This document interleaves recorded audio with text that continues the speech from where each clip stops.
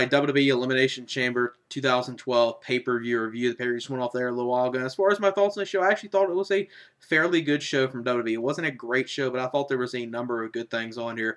Both of the Elimination Chamber matches delivered, in my opinion. Now, they weren't the excellent and incredible, chamber matches that we've been seeing the last few years, like some of them being like match of the year candidates, and last year one of them being probably one of the best WWE matches of the year. But this year, both of them were, still good, very good stuff in it. The Raw one was the better one in my opinion, but considering the talent that was involved in the SmackDown one, you had Big Show and Khali in there, and then you had, Santino just thrown in there due to Randy Orton being injured.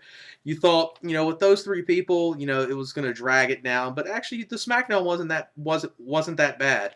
Now, some people probably will disagree with what main event at this pay-per-view, which I can understand why people would have a problem with what main event. It was Kane versus John Cena in the ambulance match. Now, in some ways, obviously, it made sense main eventing, not because you knew it was going to be an excellent match. It had its moments, a table spot, some good brawling, and then obviously the holy shit moment at the end of it with Cena hitting the attitude adjustment to Kane off the ambulance until like a part of the stage. But you knew it wasn't going to be a spectacular match, so in that case, maybe one of the chambers should have main evented. But the feud with Kane and John Cena has been pretty much one of the main focuses on Raw. Then obviously the love triangle with Eve, Zack Ryder, and John Cena, and obviously Zack Ryder's whole thing involved in this feud. It made sense. John Cena's one of your big stars. Going into Mania, so they just kind of wanted to probably have Cena main event, and it has been like one of the main focuses on Raw, so it made sense in that case. But if they wanted to end the pay-per-view with a very good to great match, they probably should have had one of the chamber matches main event. But like I said, I understand why that at least did main event. But like I said, you had two good chamber matches on here. The main event was Cena was what it was, and then obviously they did a few other things, segments, or added match to kill some time. But it was good pay-per-view. So let me get into my review of it. The opening matchup was, surprisingly, I didn't think this was going to start the pay-per-view. This was the Raw Elimination Chamber with Chris Jericho versus Miz versus Dolph Ziggler, R-Truth, Kofi Kingston, and CM Punk. The first two to start the match was Kofi Kingston and CM Punk. Very good start to the match. Good back and forth action. A lot of good stuff within. The crowd was really into it. Kofi's very over. Obviously, Punk is as well. Then the first person to get out of the one of the mini chambers was Ziggler, and Ziggler came in there, did a lot of good stuff. Ziggler was probably one of the things in this whole match that I enjoyed the most. He did a lot of good stuff, other than the stuff you would expect to see Kofi Kingston do. But Ziggler had a very good showing in this match. Then the next person to get out of one of the pods was R-Truth. Then after this, was the first elimination with 4 people in there. First elimination comes with Punk eliminating R-Truth. Then the Miz comes out there, and then Jericho's the last one to come out there. Jericho and Punk did a lot of great stuff in here. A good tease to WrestleMania, and some people would have expected to see Jericho and Punk, be the final two against each other. And there's something obviously I got to tell with that within this match. Probably why I think they didn't do that, and why they did the thing with Jericho basically getting taken out of the match. It makes sense booking wise, in my opinion. I'll tell you why I think that.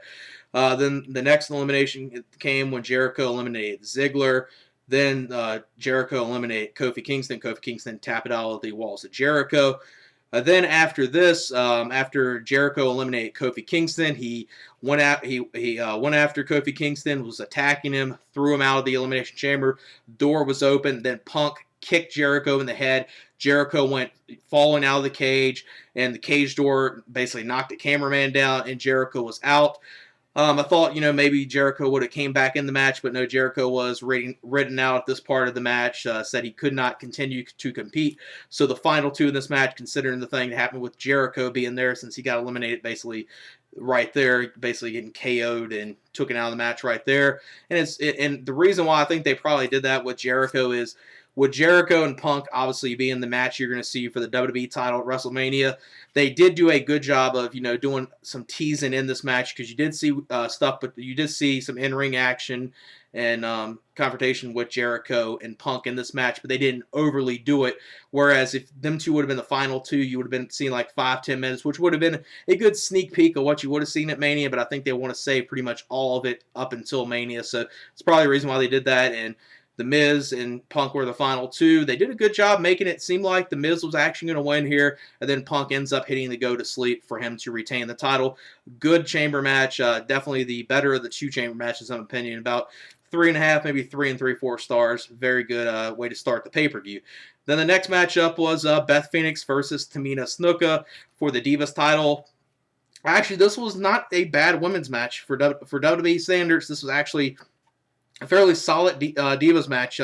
Saw some good back and forth action with them. Saw some good stuff with Tamina in here, and just a pretty solid Divas match. Definitely a whole lot better than seeing Beth Phoenix and Kelly or Beth Phoenix and Eve. So you saw something a little different here.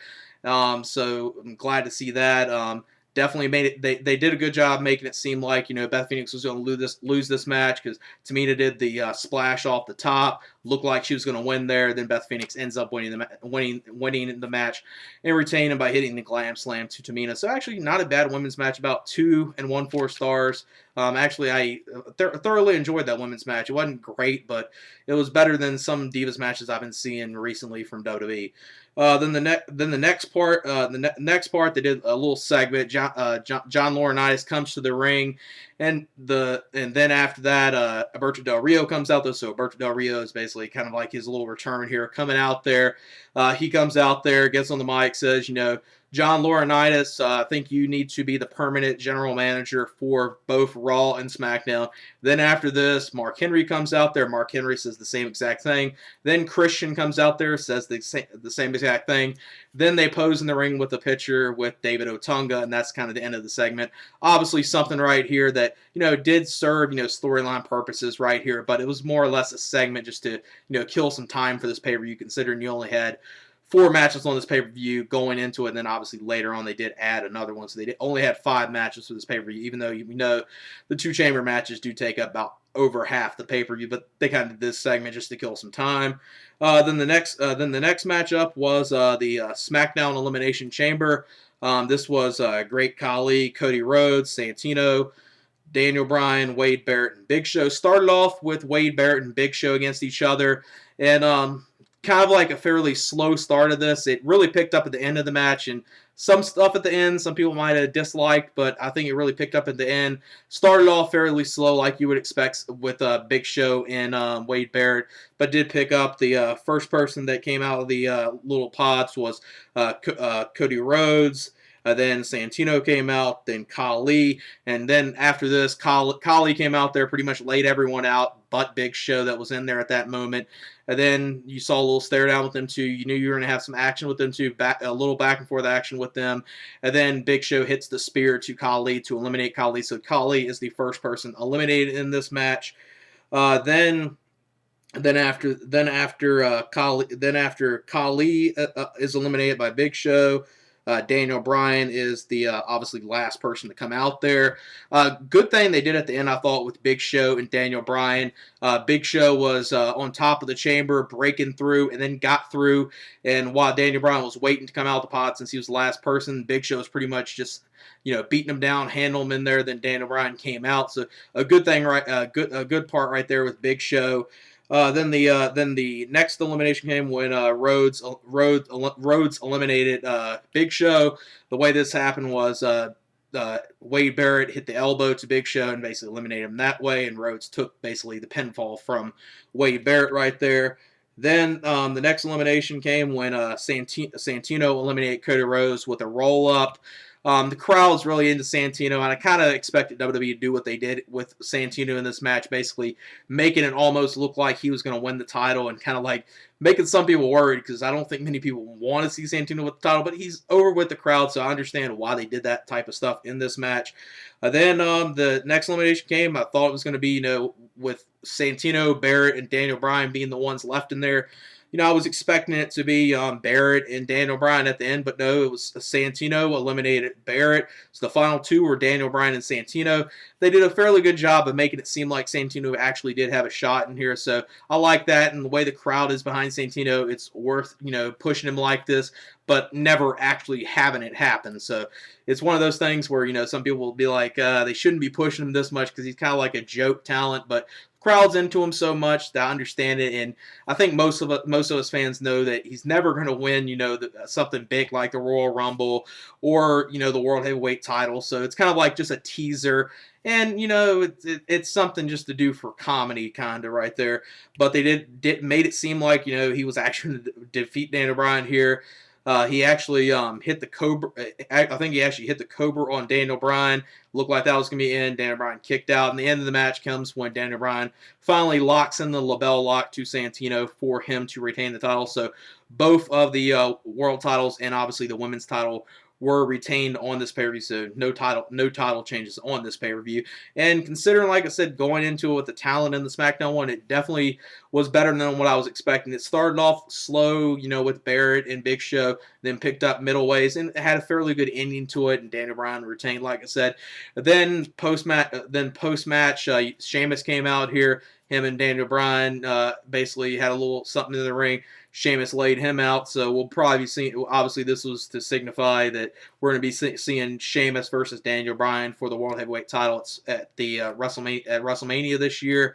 I don't know if it's going to stay one-on-one like Sheamus and Daniel Bryan, or are they going to add someone else to it and make a three-way or four-way. We'll just have to wait and see. You still got 6 weeks until WrestleMania, but at this moment, it's Sheamus and Daniel Bryan for the world title, which I don't think is going to be a bad match. It just doesn't feel like a WrestleMania quality match right there. It seems like something that I think is going to be a good match, but not really WrestleMania worthy in my opinion. Then the next matchup, next matchup was just something to basically kill some time, kind of like the segment with John Laurinaitis at the earlier in the show.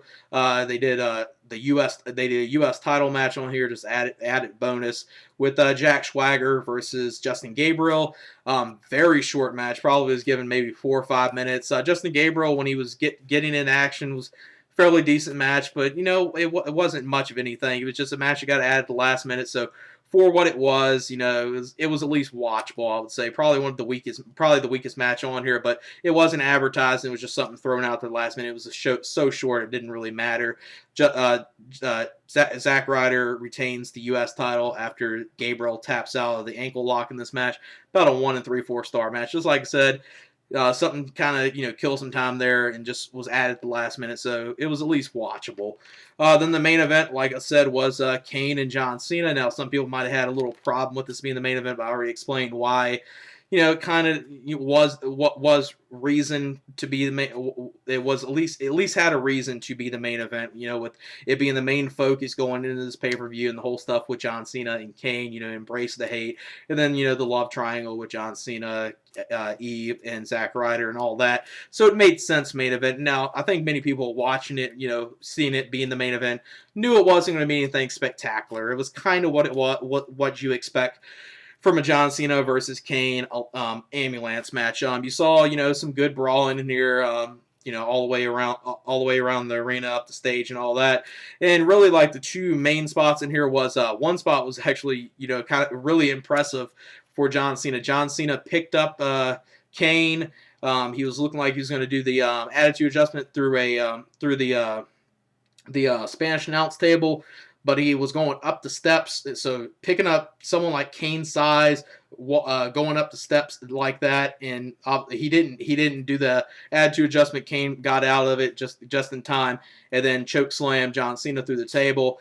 And then really like the other main thing that's memorable in here, which was the holy shit spot at the end, which was at the end John Cena was going up at the top of the ambulance, climbed to the top, then Kane got up there, a little scuffle between them two, back and forth punches. Looked like Kane was going to choke slam John Cena. John Cena got out of it, then got him up in the position for the attitude adjustment, then hit the attitude adjustment off the top of the ambulance through a little part of the stage below. So kind of definitely a holy shit spot right there. And obviously that was the end of it. After that, John Cena got down, pulled Kane out of where he threw him at, then threw him into the ambulance. So John Cena wins this match. So I think everyone expected Cena to win this match going into Mania with him and Rocky. Kind of had to win this match, and it's kind of like building up, John Cena going into the Mania. So it made sense. And like I said, it wasn't a spectacular match, but it was what it was, and it was pretty much what I expected. I wasn't expecting something great with John Cena and Kane, but it at least had, a few spots in it. It was a decent brawl. Definitely something I wouldn't say was, a great main event. It wasn't like one of the chamber matches main event, which I think should have probably happened. But like I said, there at least had WWE at least had a reason for this to be the main event. But as far as that match, I would probably give it, 2 3/4 stars, and that's probably being pretty generous. But that's I'm pretty much giving it that because it was what I expected. It at least delivered to what I expected. It wasn't terrible. It wasn't god awful, and it at least had some spots, and especially the ending part with the attitude adjustment off the top of the ambulance. So it at least had a few things to remember in there. So like I said, 2 3/4 stars for that match. As far as the overall pay-per-view, since the main event, for a pay-per-view kind of was a little weak, but the 2 Elimination Chambers were very good. I wouldn't say they were as great as some of the past years, but both of them were very good. And women's match was actually not that bad. And U.S. title was so short, I really don't even count that match. It was that short. But the Elimination Chamber matches take up pretty much half the pay-per-view, or maybe even a little more than that. About half the pay-per-view is devoted to that. And if those 2 matches deliver, overall you have a good show, and that's what you had on here. Both of those delivered. As far as the whole entire show, I probably give it, about a 7.75 because I enjoyed the 2 elimination chamber matches. Just the main event, with Cena and Kane. I knew it wasn't going to be spectacular, but that kind of drug it down just a little bit. But the chamber matches did deliver, so it was a good show, and it's a show I would recommend people go out and see. It's not a spectacular or must-see show, but it had, like I said, you need to see the 2 chamber matches. The Raw one I would definitely recommend, and the SmackDown one, considering some of the talent going into it, with 2 giants in there and Santino being in there, I was not really expecting much from it, and did deliver past my expectations. So like I said, overall, a good show from WWE, and like I said, give it about a 7.75. And that's it for my WWE Elimination Chamber 2012 pay-per-view review. All right, peace.